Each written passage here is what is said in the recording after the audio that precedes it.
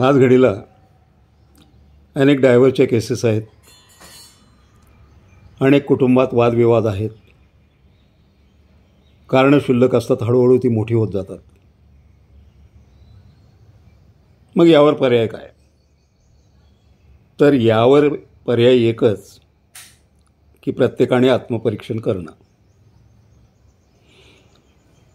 आपल्याला सून म्हणून कशी मुलगी हवी त्याचं एक चित्र आपल्या डोक्यात तयार झालेलं असतं, पण आपण त्यानुसार करत नाही. आपण बिंबवतो की सासरची मंडळी वाईटच असते. झालंय, मागील काळात त्या घटना झालेल्या आहेत, पण याचा अर्थ असा नव्हे की सर्वच वाईट आहे.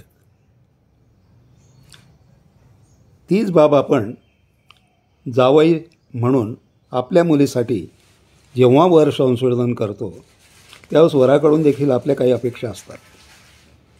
मग त्याच अपेक्षा आपली मुलगी दुसऱ्याच्या घरी जातानाही असाव्यात. सांगायचं तात्पर्य मुलगा असो किंवा मुलगी, त्यांना संस्कारित या पद्धतीने केलं गेलं पाहिजे.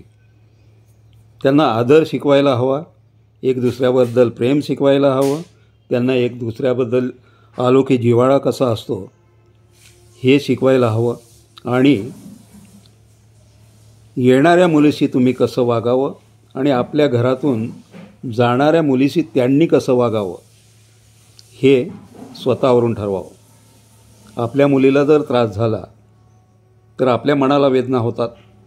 तशा दुसऱ्याच्या मुलीला आपल्या घरी आणून तिला जर वेदना झाल्या तर चालतील का? आणि जर चालत असतील तर ही दुटप्पीपणाची भूमिका आहे. असं घडायला नको. सांगायचं तात्पर्य संस्कारित करा. थोडी सहनशीलता असली पाहिजे, मुलाती आणि मुलीती. संयम हा असलाच पाहिजे, मुलाती आणि मुलीती.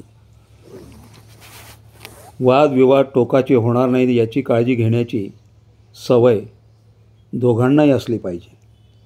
आणि हे फक्त तेव्हाच निर्माण होईल जेव्हा दोघंही एक दुसऱ्याचे आदर करतील. आणि काही झालं तरी दोन्हीकडून, मुलाच्या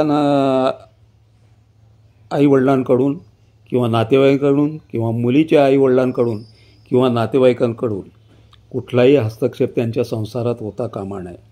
फक्त चुकीचं असेल त्या ठिकाणी त्यांना समजवा, त्यांचं त्यांच्यावर सोडा. रात गई बात गई लगेच गोड होतात. म्हणून हवा देत बसू नका. त्यातून टोकास सर्व जातं आणि मग ते तुम्हाला तुमच्या कंट्रोलच्या पलीकडे जातं. काळजी घ्या. सर्व स्वस्थ राहा, सर्व मस्त राहा, सर्व आनंदी राहा.